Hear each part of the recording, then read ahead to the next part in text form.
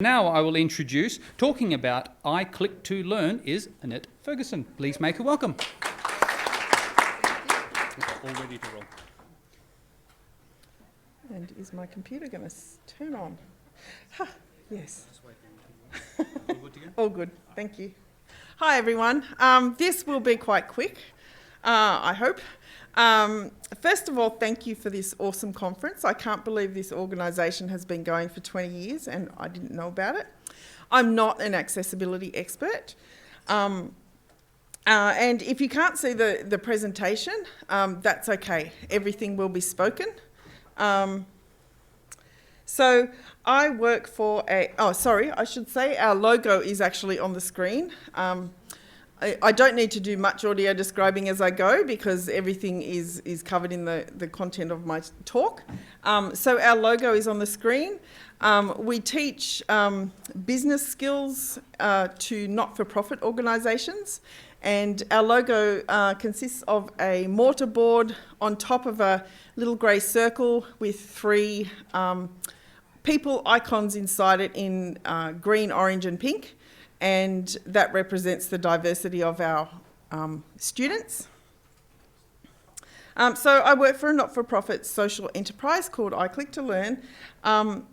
And today I'm going to be talking to you about how we create accessible online learning. We are in no way experts on accessibility.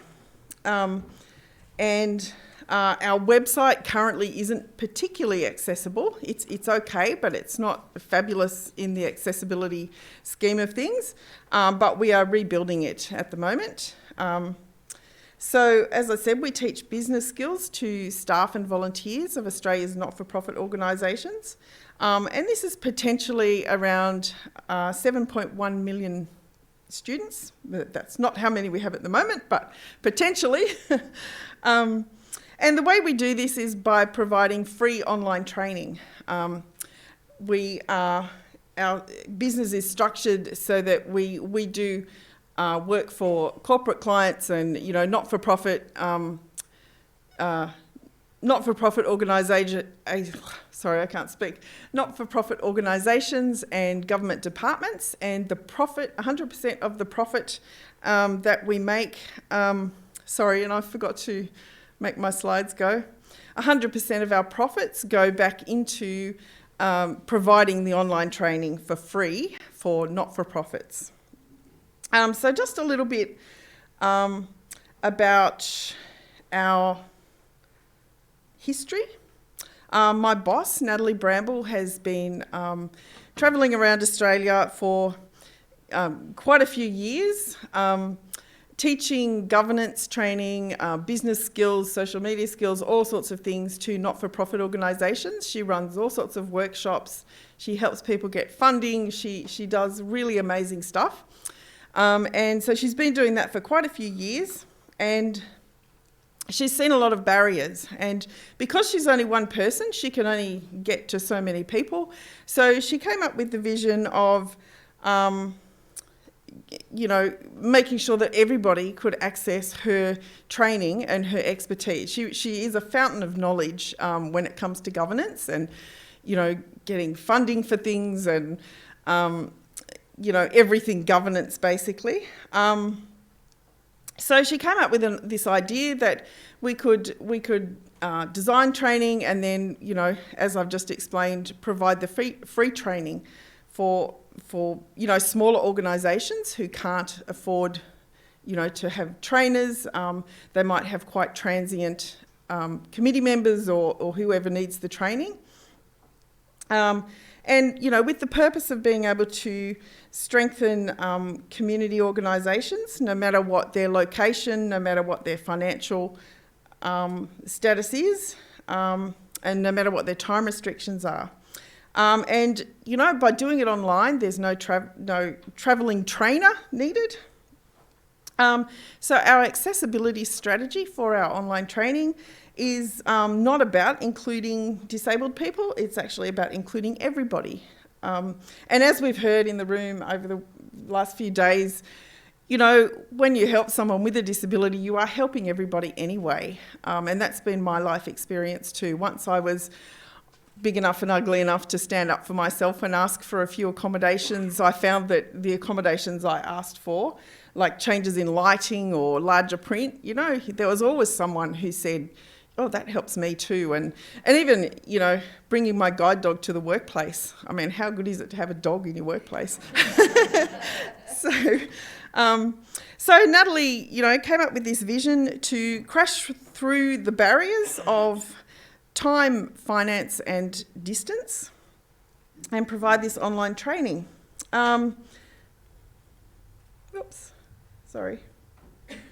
So, you know, within the 7.1 million potential students that we have, you know, how many have disabilities? How many have other special needs that are not classed as a disability? And how many face the barriers that we're talking about of time, distance and money? And the answer is we don't actually know. Until they sign up online, we have no idea who they are, where they're from, or what their circumstances or what their abilities are. So over the last 3 years, we've sorry, my mouth isn't working today. We've developed a bunch of strategies. And our aim, the aim with the training that we design, we have 3 goals. First is to make learning easy by reducing cognitive load.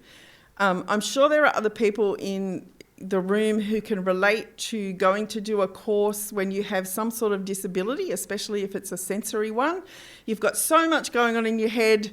You know, what are they talking about? Oh, I've got to get to page 47, that you actually miss the learning. There's so many other things. You've got to get your phone, you've got to focus it, or you've got to, you know, use your technology.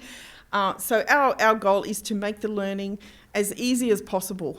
And that doesn't mean dumbing it down. That just means making it very simple, which we've heard a few other speakers talk about this over the last few days as well. Our second goal is to be able to embed information into long-term memory rather than short-term working memory. So we want people to actually remember and retain what they learn. And our third goal is that we want to change behaviour. We don't necessarily want people to be able to leave a course and go, I learnt X, Y, Z and I can regurgitate it for the exam.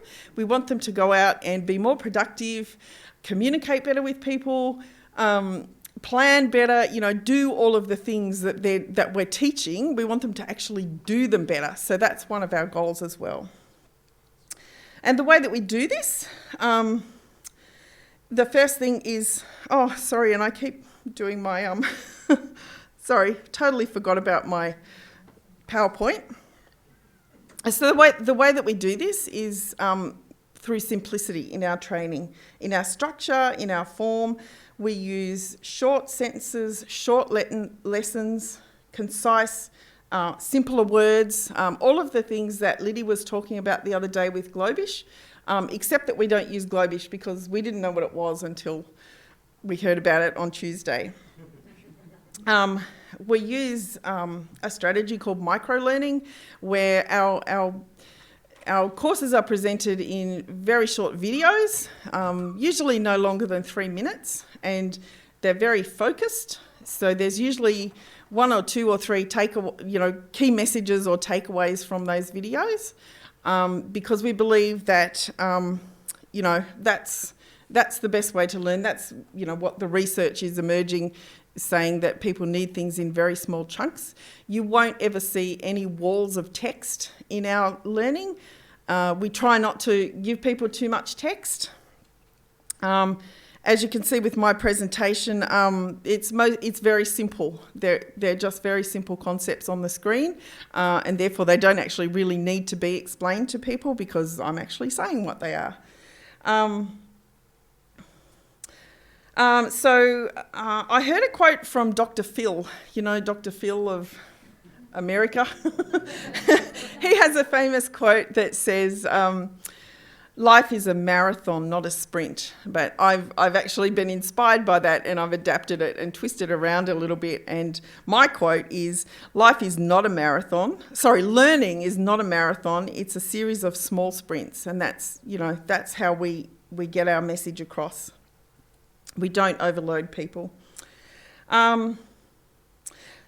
So we have, as I said before, we have a video first strategy where all of our videos all of our learning is presented via video. In our videos, we do follow the WCAG guidelines, and I'm not going to go through that because you're all converts. We don't do audio description in the traditional way. We don't stop our video and describe what's on screen. We have a series of other things that we do. So firstly, we make sure that everything is spoken. We use the principles of PowerPoint Zen. I don't know if any of you read that book in the 90s, that everything should be very simple, that we shouldn't be having walls of text for people to read while they're listening, because the research is emerging that is saying that we can listen and we can look at simple stuff, but listening and reading at the same time is not the best way to learn. So we use simple icons and animations. Sorry, I've just lost my way here. We offer transcripts with descriptions of the PowerPoints if that's what you want. If you can't see the screen and you do want to know what's on the screen, that's fine. If we put a diagram or something on the screen, then we will explain how that diagram works. So you won't be expected to be able to see the diagram.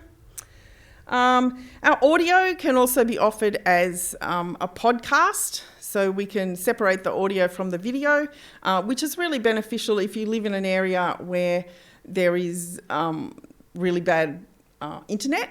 You don't have to download the big video files. At the moment, we don't have any of our lessons in other languages, but that is definitely in our plan for the future. We know some of our audiences, some of the organisations that we've done work for do have a high multicultural base of learners, so we will be catering for those hopefully in the very near future. We have a variety of presenters from different cultural backgrounds with disabilities, and we've just started this process of onboarding our presenters so that we're not just, because our office, there are 6 of us and we're all white Caucasian people, so we really need to match our audience.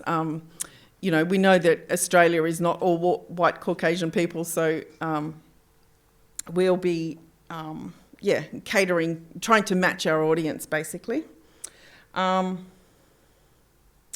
So as someone who is a bit of a learning addict, I've done millions of courses in my life, and more recently the courses have been online. I haven't actually come across any courses that cater for people as well as we do. And I mean, I'm probably only learning stuff within a certain range of topics as well, but I think we're quite proud of what we do.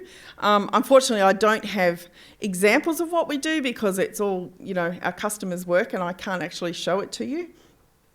But we've done a whole lot of training that we're very proud of, and okay, thank you.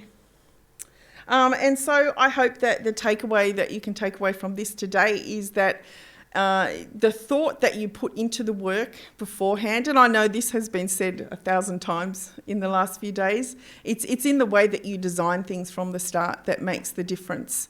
And yeah, thank you very much. I think I've left something out, but thank you.